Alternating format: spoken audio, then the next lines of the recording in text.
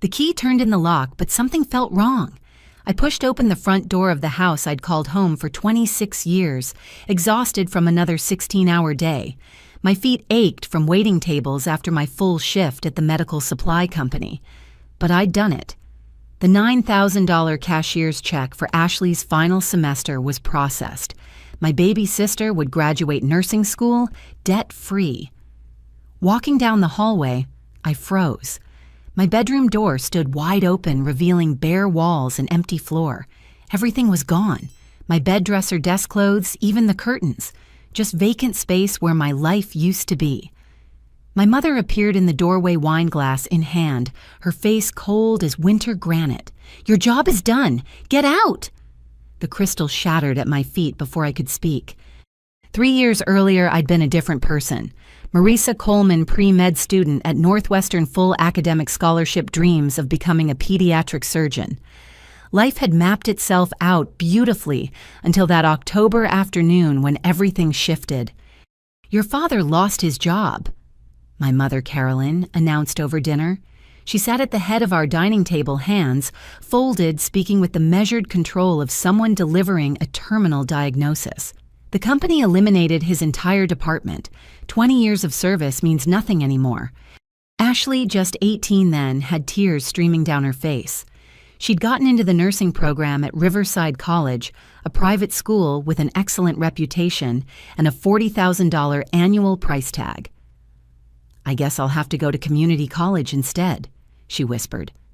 "No," I heard myself say. "You won't. I'll take a gap year work help out until Dad finds something new." My mother's eyes flickered with something I didn't recognize then. Relief calculation. "That's very generous, Marisa. Family helps family." Northwestern held my scholarship for 1 year. 1 year to weather this storm and return to my carefully planned future. I found a job at Med Supply Direct, a medical equipment company where my pre-med background actually helped. The pay was decent, and they offered overtime. I added waitressing shifts at Rosario's, an upscale Italian restaurant downtown. The first few months felt manageable. I contributed $2,000 monthly to household expenses, while Dad sent out resumes and went to interviews. He seemed defeated, spending hours in his study, emerging only for meals. Ashley threw herself into her studies, grateful and guilty in equal measure. "Just groceries this month," Mom would say, showing me carefully itemized lists. Then it became groceries and utilities. Then the mortgage appeared on my radar. "Just until your father gets back on his feet," she assured me. But Dad's silence grew heavier. He stopped joining us for dinners, claiming he wasn't hungry. When I tried talking to him, Mom intercepted. "Don't pressure him, Marisa. Men handle unemployment differently. He needs space." By the second year, I was covering everything. My Northwestern dreams grew fainter as my scholarship deferment expired. "Maybe you weren't meant for medical school," Mom suggested one evening as I stumbled in after midnight. "You're doing so well in the real world. Ashley has the softer touch needed for nursing." The comment stung, but exhaustion numbed its edge. I was pulling 70-hour weeks between both jobs. Sarah, my best friend since middle school, tried intervening. "This isn't normal, Marisa. Parents don't drain their kids like this." "It's temporary," I insisted. "Ashley graduates in 2 years. Then I'll figure out my next steps." Mom's requests evolved into demands. She needed money for Ashley's textbooks, scrubs, clinical fees, lab equipment. Each semester brought new expenses. "Nursing school is so costly." She'd sigh, producing detailed bills. "But Ashley's grades are perfect. We can't let money derail her future." I started noticing odd things. Packages arriving that Mom whisked away quickly. New clothes in her closet while she complained about our tight budget. Ashley sporting designer bags she claimed were gifts from study group friends. When I questioned anything, Mom's response was swift and cutting. "After everything we've sacrificed for you girls, the private schools, the opportunities, this is how you repay us." The guilt worked every time. I'd been the privileged daughter with the full scholarship while Ashley struggled with learning disabilities throughout school. If roles were reversed, wouldn't she help me? Year 3 brought the heaviest burden. Ashley's final year requires full tuition up front, Mom announced. $36,000. I've managed to scrape together $27,000 from various sources. We need $9,000 more by next week or she loses her spot. I stared at my bank balance. 3 years of brutal saving living on ramen and coffee wearing the same 5 outfits to work had accumulated $11,000. My escape fund. My maybe I can still do something fund. I'll figure something out, I said. Med Supply Direct offered a bonus for taking on district management training. 3 weeks of 18-hour days learning systems implementing new procedures. Combined with double shifts at Rosario's, I could make it work. My body screamed for rest, but Ashley's future hung in the balance. The morning I made the payment, the bank teller asked twice if I was certain. $9,000 cashier's check to Riverside College. For my sister. I explained, though she hadn't asked. Walking home that evening, I felt lighter despite my exhaustion. Ashley would graduate. My sacrifice meant something. The house seemed quiet when I entered, but Mom's car sat in the driveway. That's when I found my empty room. Standing in that barren space, glass shards glittering at my feet, something else caught my eye. A rental agreement on the floor, partially hidden under where my bed used to be. Derek Thompson tenant, $1,200 monthly, dated 6 weeks ago. 6 weeks. While I killed myself making that final tuition payment, my mother had already rented out my room. The realization hit like ice water. This wasn't desperation. This was deliberate, planned, executed while I worked myself into exhaustion for a sister who hadn't even called to thank me for the payment. My phone buzzed. Ashley, not with gratitude, but a single line. Mom says you're being dramatic again. Stop making everything about you. The glass crunched under my feet as I backed out of what used to be my room. 26 years reduced to this moment. Every sacrifice, every abandoned dream, every 16-hour day led to standing homeless in the house I'd funded for 3 years. My mother watched from the kitchen doorway, sipping from a fresh glass of wine. Your things are in storage unit 47 on Birch Street, she said conversationally. Paid through the end of the month. After that, it's your problem. No explanation, no justification, just casual cruelty delivered with the same tone she used for grocery lists. I grabbed my car keys and pursed the only possessions left to me and walked toward the door. "Oh, Marisa," she called out. "The locks will be changed by morning. Don't bother coming back." I sat in my 10-year-old Honda Civic engine running, staring at the house. Lights glowed warm in every window except the one that used to be mine. Already Derek Thompson's silhouette moved behind new curtains. How long had she planned this? How many lies had I swallowed while she orchestrated my removal? My phone rang, Dad's number. After 3 years of silence, my father was calling. I let it go to voicemail, not ready for whatever fresh pain awaited in his words. Right now, I needed to find somewhere to sleep and figure out how a medical supply clerk with $11 in checking and $0 in savings would survive the night.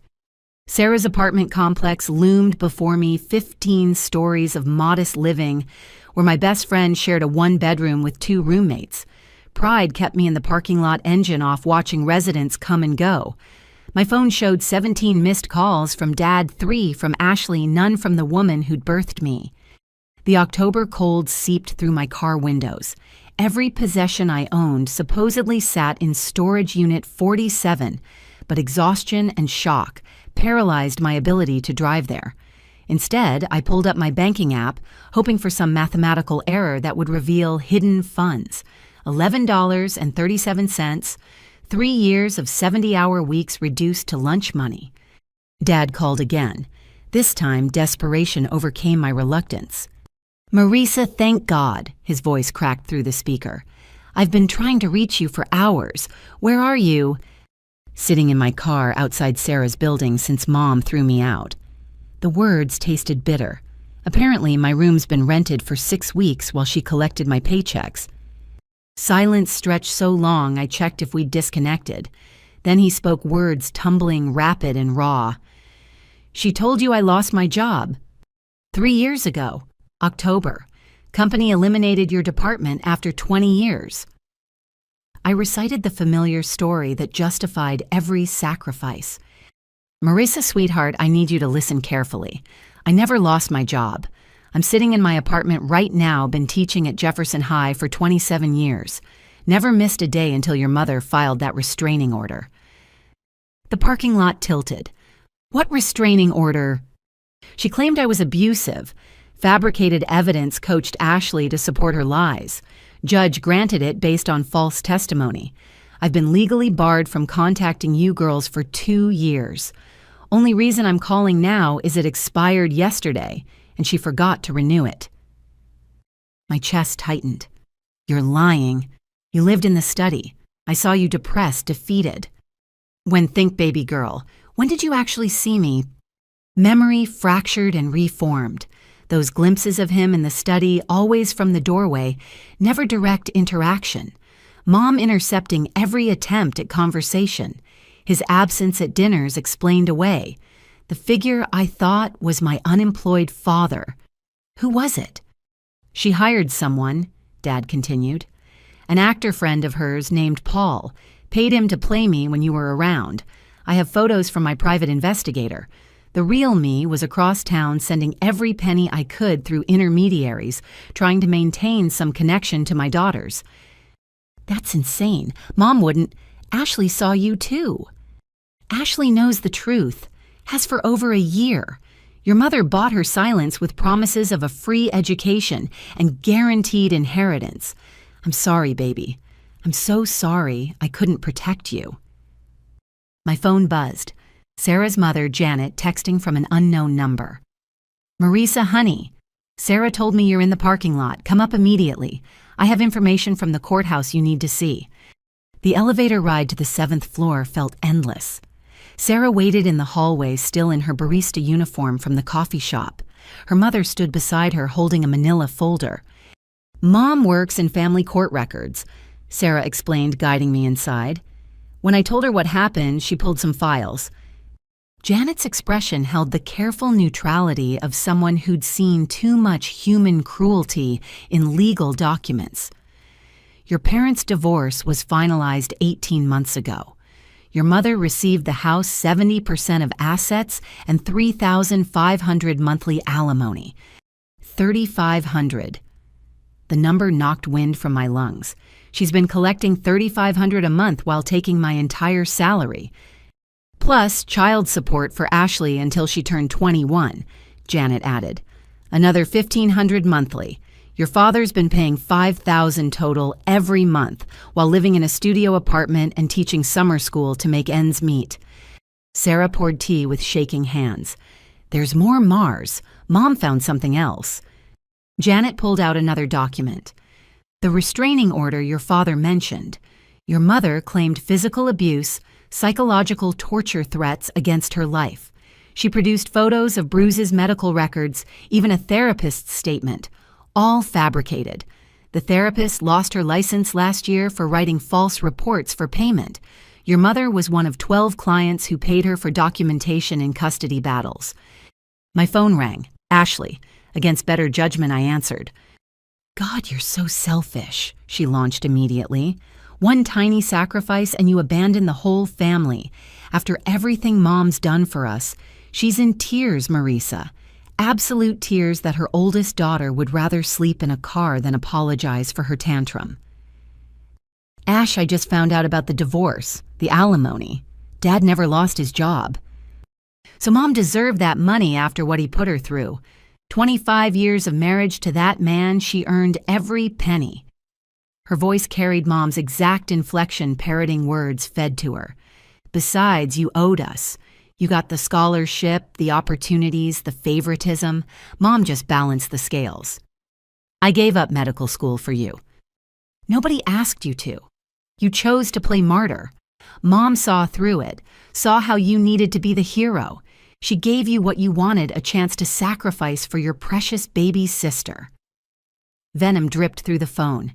Except now, when things get real, you run crying to Sarah like always. Ashley, she's been lying to us both. Dad's trying to reach you, too, to explain. Dad's a deadbeat who abandoned us. I don't care what legal tricks he pulls now. He chose his freedom over his family. Mom stayed. Mom fought. Mom made sure I could finish school without drowning in debt like you would have let happen. I just paid $9,000 for your tuition. Silence, then a light laugh. What tuition? I graduated last May, walked the stage, got my degree, posted photos all over Instagram, but you wouldn't know since you're too busy being the suffering saint to pay attention to my life. The phone slipped from numb fingers. Sarah caught it while Janet steadied me. Last May, 5 months ago. The $36,000 final year tuition payment for a graduation that had already happened. Dad's voicemail played through Sarah's speaker. Marisa, I'm driving to Sarah's building. Your mother's filed a missing person report claiming you're mentally unstable and a danger to yourself. Police might come looking. Don't go anywhere alone. I'm bringing my attorney. Outside, sirens wailed closer. 2 patrol cars pulled into the parking lot, lights flashing. From the 7th floor window, I watched officers enter the building. My mother had fired her final shot, trying to have me involuntarily committed to prevent me from discovering the truth. Janet squeezed my shoulder. We have 3 witnesses to your mental state right now. You're safe here. Let her try explaining to police why she lied about a missing person. My life had shattered in the span of 4 hours. Every truth I'd built myself around lay in fragments. But between the wreckage, something else emerged. Dad was coming. Sarah's family surrounded me with protection, and somewhere in the city, my mother scrambled to cover tracks she'd thought perfectly hidden. The apartment intercom buzzed. Police here for a wellness check on Marisa Coleman. Sarah looked at me. Your choice. We can send them away or you can talk to them. Tell them what your mother's really done. I thought of 3 years stolen, dreams abandoned, love weaponized into control, my father exiled through lies, Ashley transformed into a stranger, $9,000 paying for a graduation already passed. Send them up, I said. It's time people heard the truth. The officers who appeared were professional kind, clearly used to domestic drama. They found a 26-year-old woman employed, articulate, surrounded by concerned friends, holding documentation of financial abuse. Not the unstable daughter a manipulative mother had described. Ma'am, the older officer said after reviewing Janet's courthouse evidence, would you like to file a report? Financial exploitation, even by family members, is a crime. Behind him, my father appeared in the doorway. 53 years old, but looking 70, worn down by legal battles and enforced separation. His eyes held 3 years of apologies. Yes, I said, crossing to embrace the father I'd thought abandoned us. I'd like to file a report. The night had more revelations coming, but for now truth began its slow work of rebuilding what lies had demolished. Morning arrived with harsh light and a relentless headache. Sarah's couch had provided shelter but little sleep. Every time I closed my eyes, I saw my empty room, heard crystal shattering, felt the weight of 3 stolen years. My father had stayed until midnight, providing officers with documentation of Mom's fraud before his attorney advised we regroup in the morning. The storage unit would close at noon. I needed to retrieve whatever remained of my possessions before Mom stopped payment on that too. Sarah insisted on driving wisely, noting my hands hadn't stopped shaking since yesterday. Mars, there's a woman who keeps calling the coffee shop asking for you, Sarah mentioned as we navigated Saturday traffic. Says she's an attorney, Ellen or something. I told her you weren't working there, but she seemed pretty desperate to find you. Attorney. My stomach clenched. What fresh legal harassment had Mom initiated now? Did she say what she wanted? Something about an estate matter. She's been trying to track you down for 2 years, apparently. Left her card every time. 2 years, before everything fell apart. I borrowed Sarah's phone to check my email, having ignored it for months beyond work necessities. Buried between spam and old Northwestern updates, dozens of messages from Eleanor Hartley, attorney at law. Subject lines progressing from professional to urgent. Estate of Margaret Coleman. Time-sensitive inheritance matter. final notice before charitable distribution.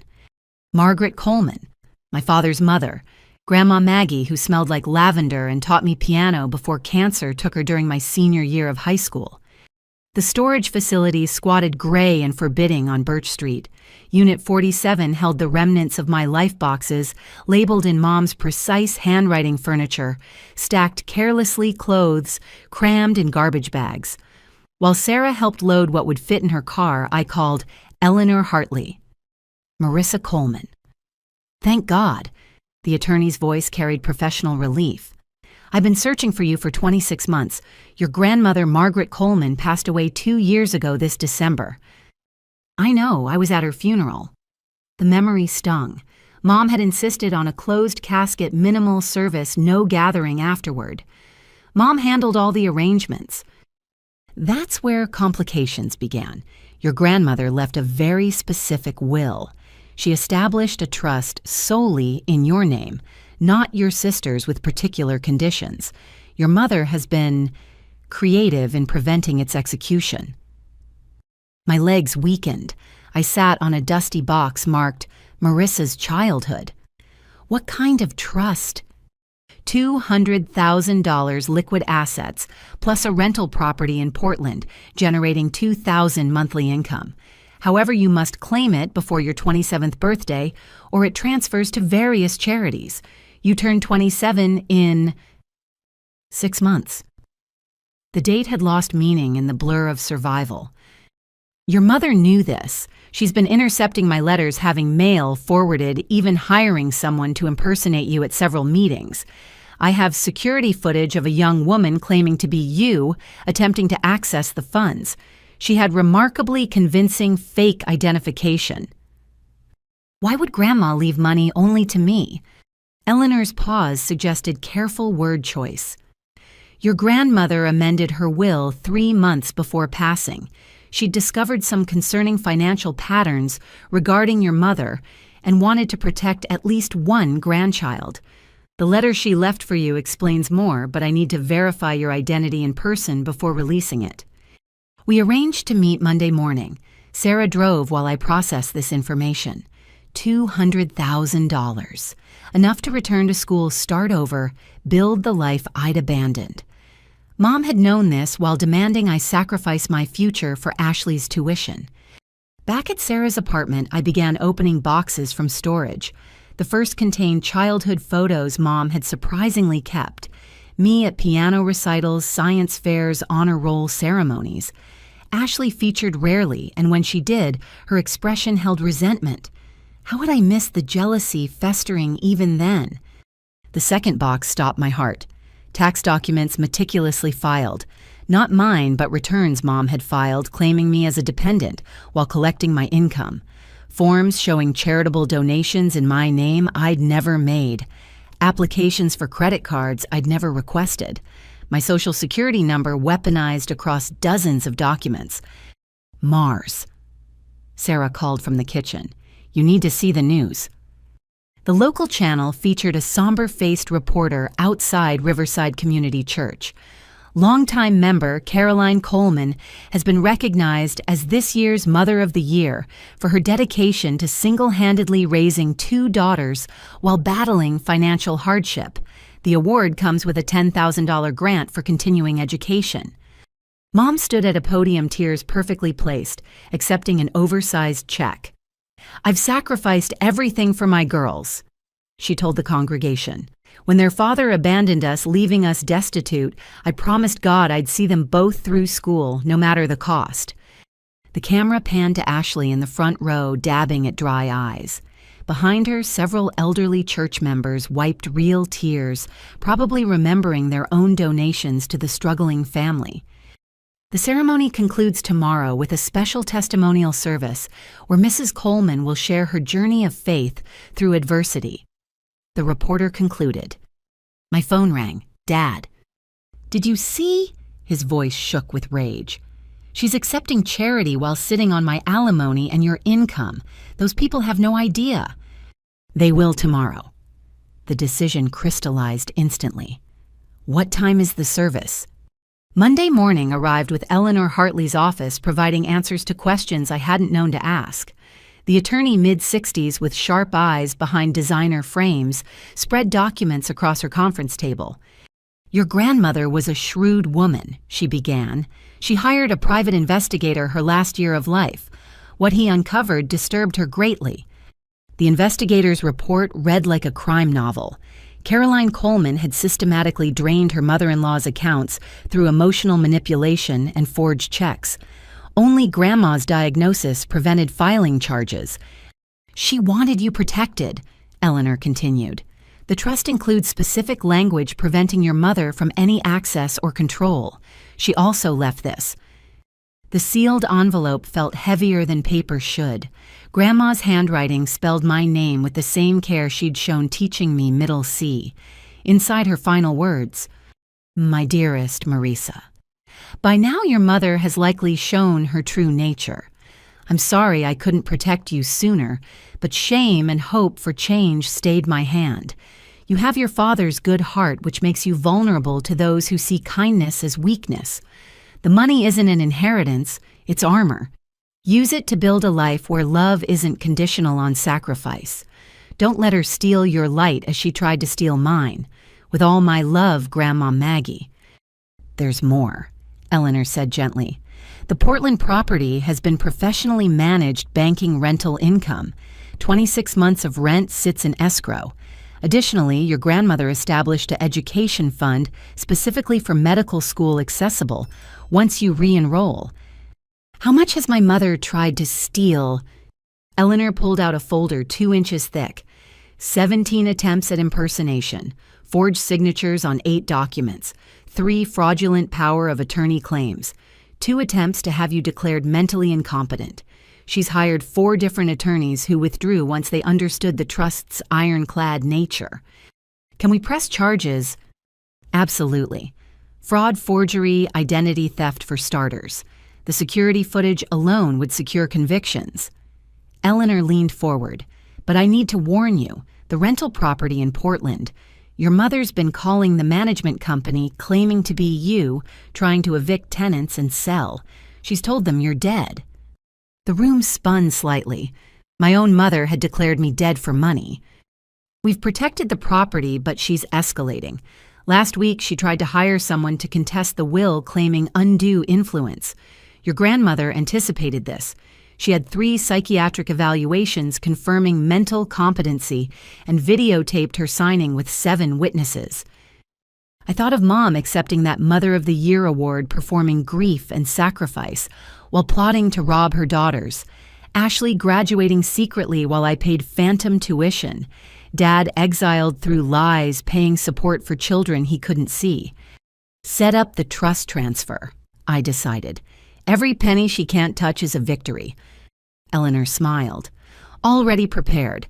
Sign here and $200,000 moves beyond her reach forever. The Portland property transfers immediately. Back rent will be available within 3 banking days." My signature had never felt more powerful.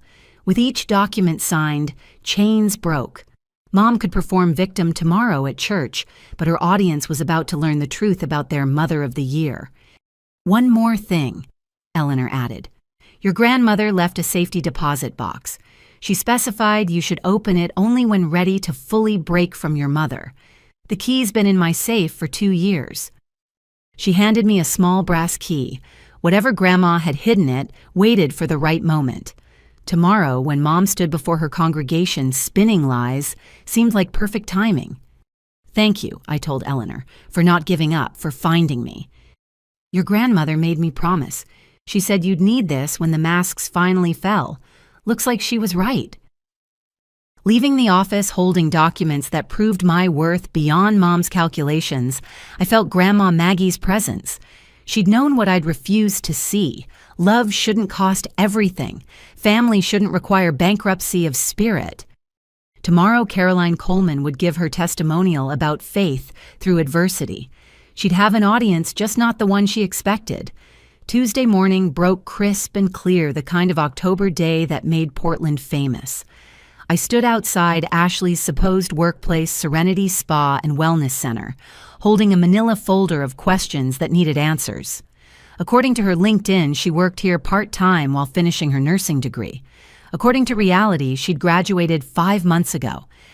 Through the glass doors, I watched my sister reclining in a massage chair, cucumber slices over her eyes, while a technician worked on her manicure. The same sister I'd sacrificed medical school to educate. She wore a silk robe I recognized from Mom's closet and jewelry that cost more than my monthly rent had been. The receptionist, a young woman with perfect teeth and uncertain eyes, looked up as I entered. "Welcome to Serenity. Do you have an appointment?" "I'm here to see Ashley Coleman. She works here." Confusion flickered across her face. "Ashley, she's one of our platinum members. Has been for about a year now. Are you selling something?" "Platinum member." I pushed past her toward the relaxation lounge where Ashley hadn't noticed my arrival. Her voice carried across the space, chatting with another client about their upcoming Cabo trip. "Marcus surprised me with first-class tickets. He's so thoughtful that way." "Ashley." She jerked upright, cucumber slices falling, revealing eyes that widened, then narrowed in quick succession. "Marisa, what are you doing here? This is a private club." "We need to talk now." "I'm in the middle of a treatment. Book an appointment like everyone else." She settled back, dismissing me with Mom's exact tone. "Did you know I've been paying your tuition for a degree you already earned?" The entire spa fell silent. Other clients pretended not to stare while staff hovered uncertainly. Ashley's face cycled through expressions before settling on defensive anger. "Can we not do this here? You're embarrassing yourself." "Like you embarrassed me cashing those tuition checks for a graduation that already happened." She stood wrapping the robe tighter. "Fine. 5 minutes. Marco." She called to a massage therapist. "Hold my appointment. Family drama." She led me to a consultation room, all soft lighting and essential oil diffusers. The contrast to my years of fluorescent office lights and restaurant kitchens struck hard. She'd been living this life while I worked doubles. "So you know," she began, not meeting my eyes, "about graduation." 5 months ago, Ashley. I've been killing myself to pay for a final year that didn't exist. "Look, I can explain." She fidgeted with her wedding ring. A wedding ring. Diamond solitaire, at least 2 carats platinum band. Things happened fast. Marcus proposed right after graduation. His family has money expectations. Mom said it would be better if they thought I came from similar circumstances. "So you let me pay for an imaginary semester while planning your wedding?" "It wasn't like that." But her voice suggested it was exactly like that. "Mom handled everything. She said you'd already sacrificed so much. What was a few more months? The money went to good use. The wedding was beautiful, Marisa. You would have loved it." "I wasn't invited to my own sister's wedding." Her silence answered. Then quietly, "Mom thought you'd make a scene. You know how you get about money. Everything always has to be about the sacrifice, the struggle. Marcus's family are refined people. They wouldn't understand someone who makes waiting tables their identity." The words hit like physical blows. My identity. As if I'd chosen exhaustion over education, picked serving pasta over pursuing pediatric surgery. "Show me," I said. "Show me this wedding I paid for." She pulled out her phone reluctantly, scrolling to photos that revealed the truth in devastating detail. A vineyard venue draped in lights. Ashley in a designer gown that cost more than my car. Mom as matron of honor in pale blue, beaming beside the daughter she deemed worthy. Hundreds of guests raising champagne toasts to the happy couple. "That's our honeymoon." She swiped past photos quickly. "Bali, 2 weeks at a private resort. Marcus's gift to me. Paid for with my money." "Not technically. Mom managed the finances. She said Dad's support covered the wedding." "Dad's support? You mean the alimony she hid while claiming poverty?" Ashley's face hardened. "Dad abandoned us. Whatever legal arrangements happened later don't change that. He chose his freedom over his family." Mom stepped up. She made sure I could have the life I deserved despite his selfishness. Ashley, he didn't abandon anyone. Mom filed false abuse charges. He's been legally barred from contacting us. According to him, she stood pacing the small room. Of course he'd claim innocence now. Do you know what it was like being the forgotten daughter? You had your scholarship, your perfect grades, your grand future all mapped out. What did I have? Learning disabilities and social anxiety, and everyone comparing me to brilliant Marisa. So you punished me by stealing my future. I didn't steal anything. Mom said the money was family money, that your income was household contribution just like Dad's should have been. She managed it fairly, making sure both daughters had opportunities. Fairly, I'm homeless, Ashley. Mom threw me out after I made that last payment. Because you're 26 years old, normal people move out, start their own lives. But you clung to that house like a security blanket, making everyone feel guilty for existing while you martyred yourself.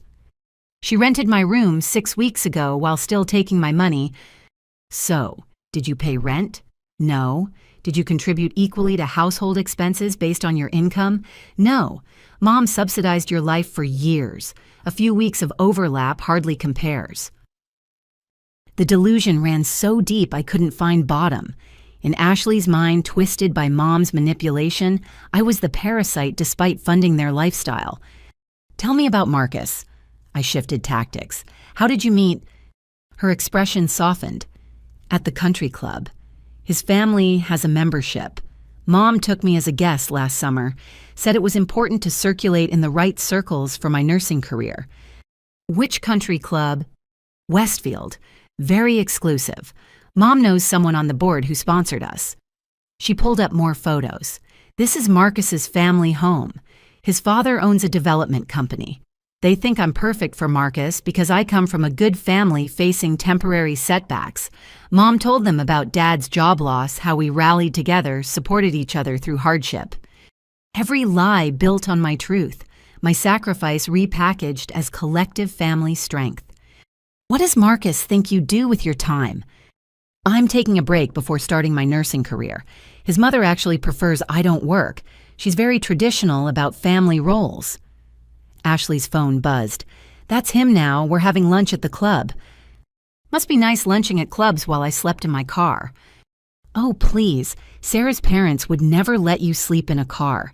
You're being dramatic as usual. One night of inconvenience and suddenly you're homeless. She gathered her things.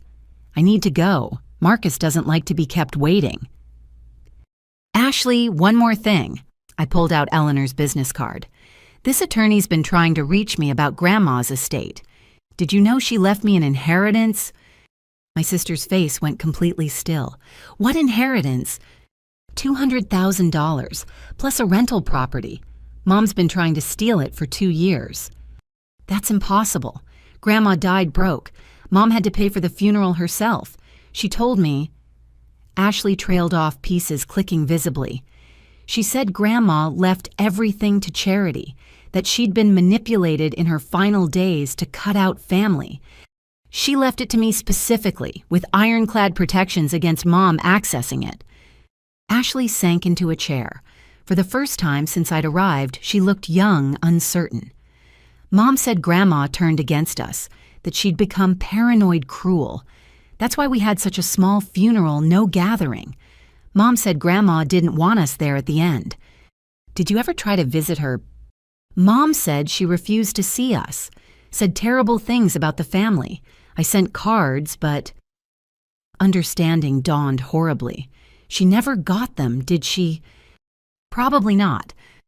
We sat in silence while essential oils diffused their false calm around us. My sister, the one I'd protected and sacrificed for, had become a stranger molded by lies into someone I didn't recognize. The church thing, Ashley said suddenly. The Mother of the Year award. I didn't know about that until yesterday. Mom called, said it would mean so much if I attended. I thought it was weird, but she's been so generous with the wedding and helping us with the house down payment. House down payment. $30,000. She said it was from Dad's retirement that she managed to salvage in the divorce. Marcus's family matched it. We close next month on a place in Riverside Heights. $30,000. My tuition payment, plus Mom's church award, plus what else? How many people had she convinced to donate to her struggling family? I need to go. Ashley stood abruptly. Marcus is waiting, but Marisa, maybe we could talk more without Mom knowing I'm starting to think. There are things I need to understand. Tomorrow at 2, Sarah's coffee shop, come alone. She nodded, looking older than her 21 years. I won't tell Mom you came here. She's already furious about you disappearing. Says you're having some kind of breakdown. Let her think that. It'll make tomorrow more surprising. Ashley left for her country club lunch, while I sat among scented candles and peaceful music, holding photos of a wedding my poverty had purchased. The massage therapist knocked, asking if I'd like to book a treatment. No, thank you, I told him. I can't afford it. I spent all my money educating my sister. His embarrassed retreat felt like the only honest moment in this temple to luxury. Tomorrow, Mom would stand before her congregation accepting praise for sacrifices she'd never made. But tonight, Ashley would lie in her marriage bed, wondering what else our mother had hidden. The first crack in the facade had finally appeared. By tomorrow, it would split wide open. Wednesday arrived with an email that changed everything. Jennifer Chen, my boss at Med Supply Direct, rarely contacted employees outside work hours. Her message sent at 5:43 a.m. contained just one line. Come to my office immediately. Do not discuss with anyone. I'd worked for Jennifer 3 years, watched her build the regional division from chaos into efficiency. She ran meetings with military precision, never wasted words, never showed emotion beyond professional courtesy. Other employees found her cold. I'd simply thought her focused. Her office occupied the top floor of our building, all glass and sharp angles that matched her personality. I arrived at 7 an hour before official opening. Jennifer sat behind her desk reviewing papers, her expression unreadable. Close the door, she said without looking up. Sit. The windows behind her showed Portland waking up Mount Hood, distant and perfect in morning light. I'd never seen the view from this height. It made my years of ground floor data entry feel even smaller. Your mother called yesterday, Jennifer began. Claimed to be from the IRS investigating tax fraud. Very convincing performance. Professional documentation badge numbers, official terminology. IT traced the call to a residential line registered to Caroline Coleman. My stomach dropped. I'm sorry. I had no idea she would... This was the 47th call. Jennifer pulled out a file thicker than my employee handbook. She's impersonated federal agents, state officials, healthcare providers, even a police detective, each time trying to access your employment records salary information or redirect your direct deposit. 47 calls. While I'd been blindly trusting Mom had been systematically attacking my workplace. The first incident occurred 2 years ago, Jennifer continued. She claimed to be your emergency contact updating information. Seemed routine until she asked about promotion schedules and bonus structures. Red flag. I started documenting. She spread papers across the desk. Call logs, transcripts, recorded conversations.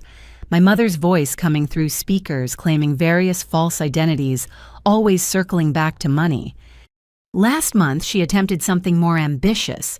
Arrived in person with a woman she introduced as you, claiming you'd been in an accident and needed emergency access to your retirement funds. Security footage caught everything. The video showed Mom in her church clothes, earnest and worried beside a young woman who looked nothing like me beyond basic height and hair color. They'd made it to HR before building security intervened. Why didn't you fire me? I asked. This level of harassment, because I recognized the pattern. For the first time in 3 years, Jennifer's professional mask cracked slightly. My mother did similar things, not 47 times, but enough. I spent my 20s escaping someone who saw my success as their personal ATM. She moved to the window, studying the city below. I built this division partly to ensure I'd never be financially vulnerable again. When I recognized what your mother was doing, I made a decision. Document everything. Create an ironclad trail of her criminal behavior. Protect an employee who clearly didn't see the manipulation. Criminal behavior. Impersonating federal agents is a felony. Wire fraud, identity theft, conspiracy to commit financial crimes. Your mother crossed from toxic into criminal territory long ago. Jennifer returned to her desk, pulling out a business card. My husband, Michael, prosecutes financial crimes for the federal prosecutor's office. He's been building a case file as a favor to me. The card read, Michael Chen, Assistant U.S. Attorney, Financial Crimes Division. The same title that could put my mother in federal prison. I'm not saying you should prosecute your mother, Jennifer clarified. I'm saying you should know the extent of her actions. This goes beyond family dysfunction. She's committed serious crimes with paper trails leading directly back to her. What about Ashley, my sister? No direct contact from her, but your mother mentioned her frequently, used her education as emotional leverage. My daughter Ashley needs medical procedures. Ashley's been diagnosed with a learning disability requiring special therapy. Ashley's medication costs have tripled. Always Ashley as the excuse to access your money. I thought of Ashley at her spa planning Cabo trips while Mom used her name to justify theft. There's more, Jennifer said. The retirement account she tried to access. You're vested at $36,000. Your mother somehow knew the exact amount. She also knew about your performance bonus, scheduled for December, your accumulated sick leave payout value, even your health savings account balance. How could she know all that? That's what Michael wants to investigate. Either she has an accomplice with access to our systems, or she's been intercepting your mail for years. Based on her other behaviors, I'm guessing the latter. Jennifer pulled out another folder. These are credit reports we pulled with your written authorization during your last security clearance update. You have 17 credit cards you didn't open, $43,000 in accumulated debt, 3 personal loans, 2 car leases on vehicles you've never driven. The room tilted. I gripped the chair arms to steady myself. $43,000 plus interest. Your mother's been making minimum payments to keep them from collections, probably using your actual income. But the principal keeps growing. At current rates, you'll hit bankruptcy threshold within 18 months. Can we stop it? Michael can freeze everything while investigating. File fraud alerts, dispute false accounts, potentially recover damages. But it requires your cooperation. You'd need to testify against your mother. The words hung between us. Testify against my mother in federal court. I know it's overwhelming, Jennifer said, but there's something else. Your story about paying your sister's tuition, $9,000 recently. I nodded, still processing the debt revelation. Your mother called the day you made that payment, claimed to be you having a mental breakdown, said you'd stolen money from the family and were planning to flee. She tried to get us to reverse the cashier's check stop payment, have you arrested for theft. When that failed, she threatened to sue the company for enabling your crime. She knew I was making the payment, told me Ashley needed it for tuition. Coordinated timing suggests premeditation. She wanted that money in hand before executing your eviction. Michael calls it a final harvest. Criminals often escalate their take before abandoning a victim. Jennifer's phone buzzed. She checked it, frowning. Your father's attorney says it's urgent. She put it on speaker. A crisp female voice filled the room. Ms. Chen, this is Patricia Whalen. I represent William Coleman. We've discovered something significant. Caroline Coleman has been collecting survivor benefits, claiming Marisa died in an accident 2 years ago. Social Security has been paying out monthly based on fraudulent death certificates.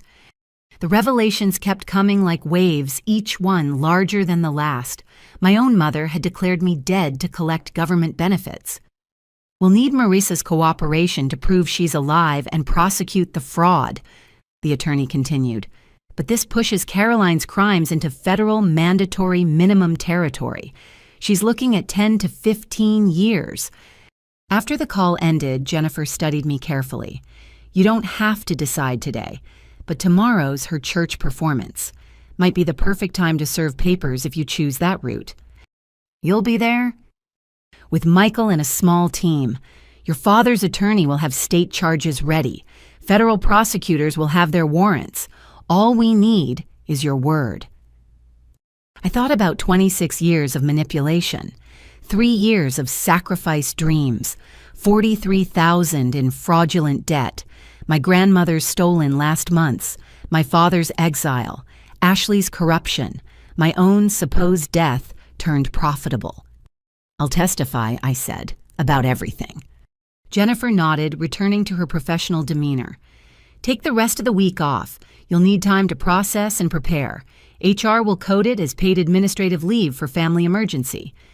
Why are you helping me, really? She was quiet for a long moment. Because someone helped me once. A professor who recognized the signs, documented the behavior, testified when I was too scared to stand alone. She saved my life. Jennifer met my eyes directly. Now I'm saving yours. I left Med Supply Direct that morning with more than paid leave. I carried evidence of crimes I'd never suspected, support I'd never requested, and the terrifying certainty that tomorrow would detonate what remained of my family. But Jennifer was right. My life needed saving. And sometimes salvation came in the form of federal prosecutors and cold, hard evidence of a mother's criminal enterprise built on her daughter's bones.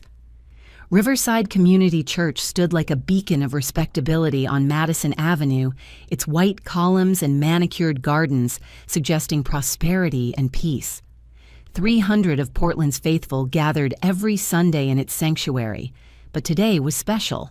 Today they'd honor their Mother of the Year. I sat in my father's attorney's car watching congregants file in for the 2 p.m. ceremony. Jennifer Chen occupied the seat beside me, her husband Michael reviewing documents in the back. 2 federal marshals waited in an unmarked van. Patricia Whalen Dad's attorney coordinated with state police by phone. Your mother's inside, Jennifer observed. Just saw her through the side door, wearing cream and pearls. Very maternal. My father waited in his own vehicle, hands trembling on the steering wheel. 2 years of forced separation ending with this public confrontation. He'd aged a decade in those stolen months, gray, threading through hair that had been dark when Mom exiled him. Ashley just arrived, I noted, with her husband. Marcus Fitzgerald looked exactly like his country club membership suggested, pressed khakis, boat shoes, the casual wealth of someone who'd never questioned his place in the world. Ashley clung to his arm in a modest dress I recognized from Mom's closet, playing the devoted daughter. Remember, Michael Chen said, we serve papers after she speaks. Let her commit to her lies publicly. Everything she says becomes evidence. We entered through separate doors spreading through the congregation. I chose a back pew hood, up watching Mom work the room. She touched hands, accepted condolences for her struggles, dabbed at dry eyes with lace handkerchiefs. The performance was masterful. Pastor David, silver-haired and sincere, had led this congregation 20 years.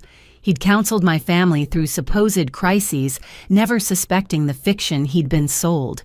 Today he beamed with pride at honoring such a dedicated mother. Before we begin, he announced, I want to share how Caroline Coleman exemplifies Christian motherhood. When her husband abandoned the family, leaving them destitute, she could have crumbled. Instead, she worked tirelessly to ensure her daughter's education. She's never asked for help, never complained, just quietly sacrificed. Murmurs of approval rippled through pews.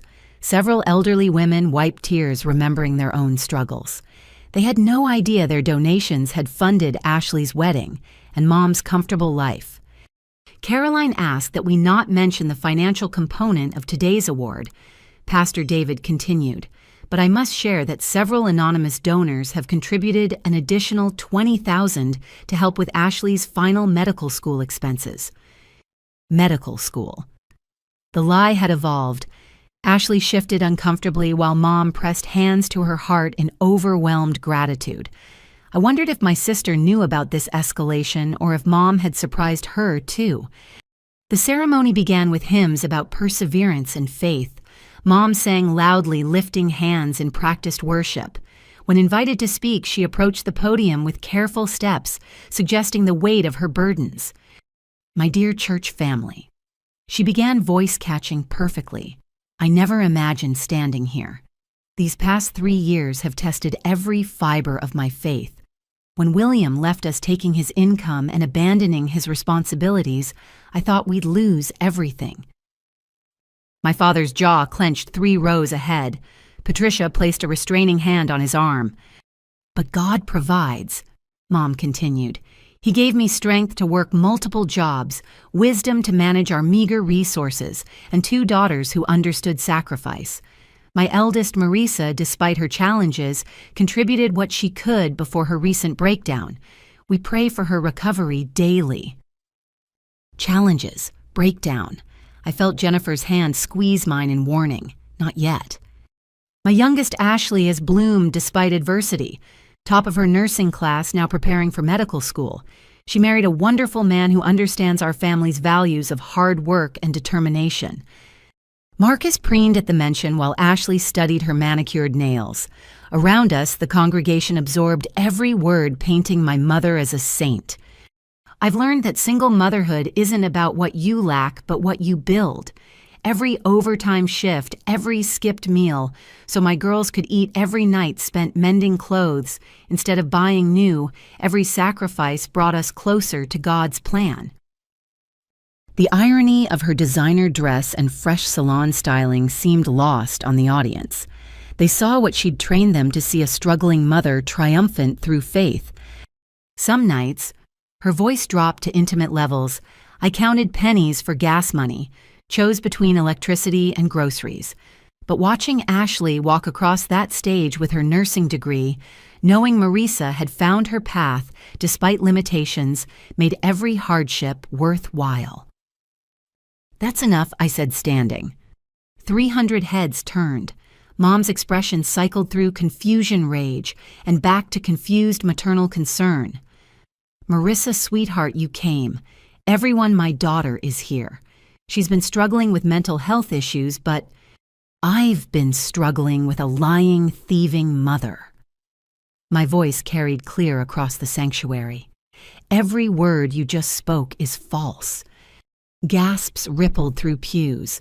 Pastor David stepped forward. "Marisa, perhaps we should discuss this privately." No, she chose public performance.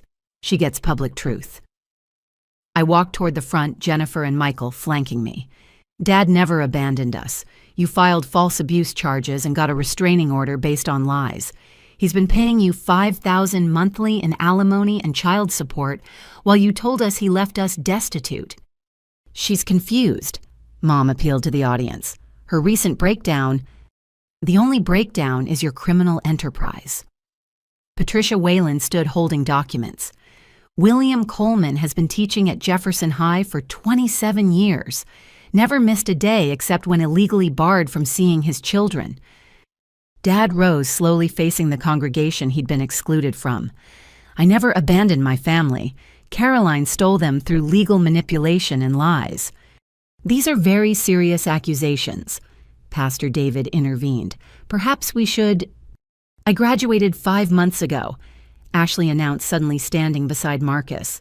"The tuition Mom's been collecting, the medical school expenses you just donated toward all lies. I'm a married woman with a nursing degree I finished in May." The sanctuary erupted.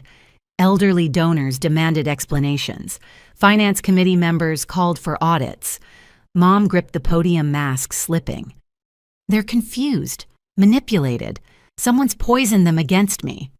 "Someone poisoned Marisa's credit with $43,000 in fraudulent debt," Jennifer announced. "I'm her employer. We have documentation of Caroline impersonating federal agents attempting wire fraud and trying to steal her daughter's retirement savings." Michael Chen stepped forward, badge visible. "I'm Assistant U.S. Attorney Chen. We're here to serve federal warrants for wire fraud, identity theft, and impersonating federal officers." 2 marshals moved toward the stage. Mom's carefully constructed image shattered completely. "You ungrateful bitch," she screamed at me. Maternal pretense abandoned. "Everything I did was for this family. You owe me 3 years of rent-free living, eating my food, using my electricity. Your food bought with my paychecks, your electricity paid by my overtime, your mortgage covered by Dad's alimony you hid." I faced her fully. You stole my dreams, my credit, my inheritance, my father, and tried to steal my future. It ends today." "Mrs. Coleman," the first marshal said, "you need to come with us." She tried running, but her church heels betrayed her. The second marshal caught her easily. As handcuffs clicked, the congregation witnessed their Mother of the Year arrested at her own ceremony. "This is persecution," she cried. "I'm a single mother, a victim, they're lying. Pastor David, tell them—" But Pastor David had retreated, processing how deeply he'd been deceived. The finance committee huddled, calculating how much church money had vanished into Caroline's fictional needs. "There's more," Eleanor Hartley announced from the back. "I represent Margaret Coleman's estate. She left a detailed letter about Caroline's theft and manipulation, including elderly financial abuse. Every member who donated to this woman's lies has the right to recover damages." The stampede toward Eleanor suggested many would pursue that right. Ashley approached me as marshals led Mom away. "I didn't know," she whispered, "about the credit fraud, the inheritance, Dad. I swear I didn't know everything." "But you knew enough. Graduated while taking my money, married with my sacrifice funding it, lived well while I worked myself to death." "I'll testify," she said quietly. "Whatever you need. Marcus's family attorneys said if I cooperate fully, we might salvage something. And I want to know my father again. The real one, not Mom's version." It was something. Not enough, not nearly enough, but something. The church emptied slowly, members processing the theatrical collapse of someone they'd trusted. Several approached me with apologies, stories of their own donations, questions about recovery. "Service is definitely over," Pastor David said wearily. "Marisa, I'm deeply sorry. Your mother fooled everyone, including me, especially me." Dad stood beside me as we watched Mom's transport disappear. "You did the right thing," he said. "Hard thing, but right thing." "She'll probably get bail," Patricia warned. "Federal cases take time, but with Ashley cooperating, the evidence Jennifer collected and the church's financial records conviction is almost certain." Almost certain. I thought about 26 years of manipulation ending with almost certain justice. It would have to be enough. Marcus approached, looking distinctly uncomfortable. "My family's attorneys will be in touch. We need to discuss the house down payment, where it really came from. Ashley's agreed to full transparency." Full transparency. After a lifetime of lies, the concept felt foreign. As we left the sanctuary, Jennifer squeezed my shoulder. "You did it. Broke free. The rest is just paperwork and recovery." Outside, Portland's October sun felt warmer than it had in years. My mother was in federal custody. My father stood free beside me. My sister had chosen truth over comfort. My inheritance waited protected, and mine alone. The Mother of the Year award lay abandoned on the podium, its oversized check as worthless as the lies that had won it. But in my pocket, Eleanor's business card and a small brass key promised something real, a future built on truth instead of manipulation, independence instead of sacrifice. 6 months later, I stood in the doorway of a Victorian house in Portland's Laurelhurst neighborhood, holding a brass key that had waited 2 years to fulfill its purpose. The safety deposit box had contained more than documents. Grandma Maggie had left photographs, letters, and the deed to this house she'd bought in 1962, keeping it secret from everyone except her attorney. "She lived here before marrying your grandfather," Eleanor Hartley explained, standing beside me on the wraparound porch. "Rented rooms to young women escaping difficult situations. When she moved to the suburbs, she kept it as income property but never told your mother. She suspected even then that Caroline had unhealthy interests in family assets. The house needed work. Paint peeled from shutters, gardens grew wild, pipes groaned with age. But bones were solid foundation true. 8 bedrooms, 4 baths, a kitchen, meant for communal meals, and a living room where women once gathered to rebuild their lives. Your grandmother's letter specified this property should return to its original purpose," Eleanor continued. housing for women recovering from financial abuse. She even left renovation funds in a separate account Caroline never discovered. I walked through rooms that echoed with possibility. Sunlight streamed through original windows, illuminating dust motes and dreams deferred. In the master bedroom, I found a photo tucked behind loose molding young Grandma Maggie with 8 other women, all grinning, standing on these same front steps. On the back, in her careful script, Freedom House, 1961. We survived. My phone buzzed, Ashley texting from the courthouse where she was testifying for the 3rd day. Mom's attorney is trying to claim mental illness, says you drove her to desperate measures. Jury isn't buying it. Caroline Coleman's trial had become Portland news. The mother of the year who defrauded her daughters, church and government, faced 15 federal charges. Her defense strategy of blaming everyone else was failing spectacularly. "How's Dad?" I texted back. "Strong."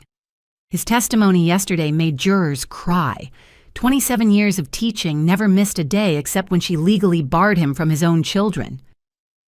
William Coleman had returned to teaching with renewed purpose, his false exile ending with full vindication.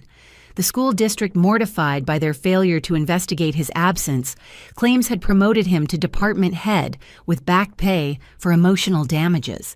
He'd used the money to establish a scholarship for students with learning disabilities, naming it after Ashley. "Marcus," I asked. "Divorcing me. His family can't handle the scandal. I get the house in the settlement since Mom's fraud funded the down payment, planning to sell and use proceeds for actual medical school." Ashley's transformation had surprised everyone. Freed from Mom's manipulation, she'd discovered her own ambitions.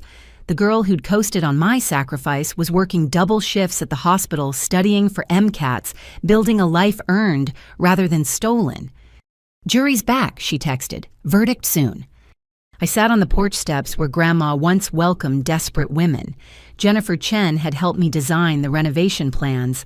Her foundation, built after her own escape from maternal financial abuse, would provide initial funding. We'd already received 40 applications from women seeking transitional housing. My phone rang. "Dad." "Guilty on all counts," he said, voice thick with emotion. 12 to 15 years federal time.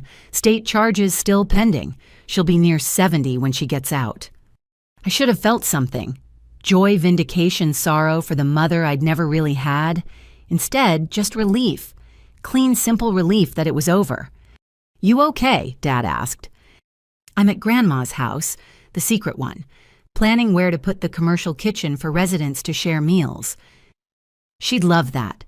Community healing through common tables." He paused. "I'm proud of you, sweetheart. Not for the trial, though that took courage. For choosing to build rather than just survive." After we hung up, I found myself in the garden pulling weeds from around a rose bush that had somehow thrived despite neglect. Like Grandma's secrets, like my own stubborn hope. Some things refused to die even when systematically starved. Sarah arrived with coffee and construction estimates.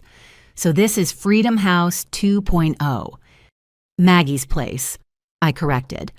"After Grandma. She started this. I'm just continuing her work." We walked through rooms envisioning transformation. The parlor would become a computer lab for residents job hunting. The sun porch could house financial literacy workshops. The basement would store donations of professional clothing for interviews. "You know Mom will appeal," Sarah said gently. "This isn't over." "Let her. Every appeal means more evidence presented publicly, more people learning what she did, more protection for her future victims." Because there would be future victims if she ever got out. Caroline Coleman was a predator who happened to birth her preferred prey. Prison might contain her body, but her nature remained unchanged. "Eleanor called," I told Sarah. "The Portland property Grandma left has been generating income for 26 months. After renovation costs, there's enough to run this place free for residents for 2 years. After that, the sliding scale rent from those who can afford it will sustain operations." "And you?" "I start at Portland State in January. Pre-med prerequisites. Not Northwestern, not pediatric surgery, but medicine nonetheless." At 27, my dreams had shifted but not shattered. I'll manage this place while studying, live in the small apartment over the garage, finally have a home that can't be stolen. We spent the afternoon measuring windows for curtains, debating paint colors, imagining women gathering in these rooms to rebuild what predators had torn down. By evening, 3 contractors had provided estimates. Jennifer's foundation board had approved initial funding. The first residents could move in by August. Ashley texted photos from the courtroom steps. Mom in orange jumpsuit and shackles, still attempting outrage, still blaming everyone but herself. The news crews had already moved on to fresher scandals. Caroline Coleman's 15 minutes of infamy were ending with a whimper of no comment from her public defender. That night, I returned to Sarah's apartment where I'd been staying and found a letter forwarded from Med Supply Direct. Riverside Community Church's return address made me hesitate before opening. Inside a check for $37,000, the memo line read, "Recovered donations with apologies." Pastor David's note explained the forensic accounting had revealed the full extent of Mom's theft from parishioners.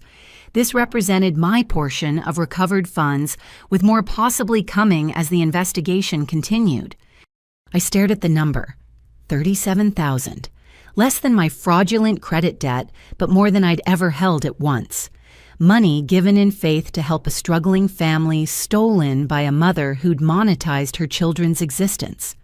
"What will you do with it?" Sarah asked, reading over my shoulder. "Pay off the credit cards Mom opened. Save the rest for medical school. Maybe donate some to the church's actual charity programs." I folded the check carefully. Turn their generous mistake into something meaningful. My phone buzzed. An unknown number collect call from federal detention. Mom trying one last manipulation. I declined and blocked the number. Some conversations were finished before they started. Instead, I called Dad. "Want to see Grandma's house? Help me plan the renovation?" "I'll bring dinner. Tie from that place you loved before. Before everything. Before everything. Before the lies revealed themselves. Before sacrifice became theft. Before family meant survival instead of support. We were all living in the after now, building new foundations on cleared ground." The next morning brought meetings with contractors' applications from potential residents and a call from Northwestern. My academic advisor from 4 years ago had heard about the trial, the house, the planned return to medicine. The scholarship was gone, but they had programs for non-traditional students. Paths back to dreams deferred. "Why medicine still?" she asked. "After everything, why return to such a difficult path?" I thought about 3 years in medical supply learning equipment that saved lives. Nights waitressing where I'd recognized addiction, anxiety, eating disorders in customers and wished I knew how to help. The women who'd apply to Maggie's place carrying invisible wounds alongside visible ones. "Because healing is rebellion," I answered. "Against everyone who tried to break us for parts. My mother saw me as an ATM. I'm choosing to see others as whole humans deserving repair." 6 months later, Maggie's place opened with 8 residents, former nurses whose ex-husbands had destroyed their credit, teachers whose mothers had drained retirement accounts, artists whose partners had sold their work and kept profits. Each carried stories of betrayal by those who should have protected them. We gathered for communal dinners where no one asked for contributions they couldn't afford, attended financial literacy workshops where Jennifer Chen taught recovery strategies, celebrated small victories like approved apartment applications, and removed fraud alerts. Ashley visited monthly studying for MCATs at our communal table. She'd sold the house Marcus left, lived in a studio apartment, worked as an ER nurse while planning her future. The spoiled girl who'd spent my sacrifice at spas had become someone I cautiously respected. Dad taught free tutoring in our computer lab, helping residents prepare for GED exams or college entrance tests. His patience with women who'd been told they were stupid by financial abusers made several cry with gratitude. He was the father he'd always been, just to a larger family now. The trial transcripts became public record. Local news did a follow-up story on financial abuse within families. 3 of Mom's other victims came forward elderly church members she'd convinced to invest in Ashley's education. The state added elder abuse charges to her sentence. No contact orders remain permanent, Patricia Whalen assured me. Even after release, she can't approach you, Ashley, or any identified victim. Violation means immediate return to custody. Protection through paperwork, it would have to suffice. One evening, while preparing dinner for residents, I found myself humming. The sound surprised me. When had I last felt light enough for melody, Sarah caught it too smiling from where she helped chop vegetables for 12. "You sound happy," she observed. Happy. The word felt foreign but not false. My mother sat in federal prison, my credit slowly repaired, my father freely visited, my sister genuinely evolved, my dreams shifted but survived. My grandmother's legacy sheltered women who'd been where I was. I'm free, I realized, finally actually free. That night, we celebrated a resident getting approved for her first post-fraud credit card. $500 limit secured with her own savings, but hers alone. She cried holding the approval letter, and we understood. After financial imprisonment, even small freedoms felt miraculous. Later, alone in my garage apartment, I opened acceptance letters from 3 medical programs. Not Northwestern, not Ivy League, but solid schools that saw non-traditional students as assets. At 28, I'd begin again. Older, wiser, carrying scars that would help me recognize pain in others. Grandma Maggie's photo sat on my desk, her young face radiant with possibility. She'd built the first Freedom House after escaping her own controlling family. Now I continued her work, understanding finally why she'd protected my inheritance so fiercely. She'd known what my mother was. More importantly, she'd known what I could become if given the chance to build instead of just survive. The brass key that had unlocked her safety deposit box now hung on my keychain beside keys to Maggie's place. Every time I opened our door to another woman fleeing financial abuse, I honored the grandmother who'd seen this future and protected it. My phone showed one final text from Ashley, made a 518 on my practice MCAT. Not great, but improving. Thanks for believing I could be better even when I didn't deserve it. People could change. Not Mom, maybe never Mom, but Ashley had. Dad had found his voice. I discovered strength beyond sacrifice. Even Marcus, according to Ashley, was in therapy dealing with his family's enabling patterns. Tomorrow would bring new challenges, residents struggling with recovery, medical school applications demanding essays about overcoming adversity, the ongoing work of rebuilding credit relationships, and faith in family as concept rather than specific people. But tonight, in a house my grandmother had hidden for decades until her granddaughter needed shelter, I was safe. Surrounded by women who understood that sometimes the greatest betrayal came from those who claimed to love you most, building lives where love meant support, not suffering, where family became choice, not obligation, where sacrifice was gift, not theft. The last line of Grandma's letter lived framed on our communal room wall. Blood makes you related. Loyalty makes you family. Choose wisely, my dear ones.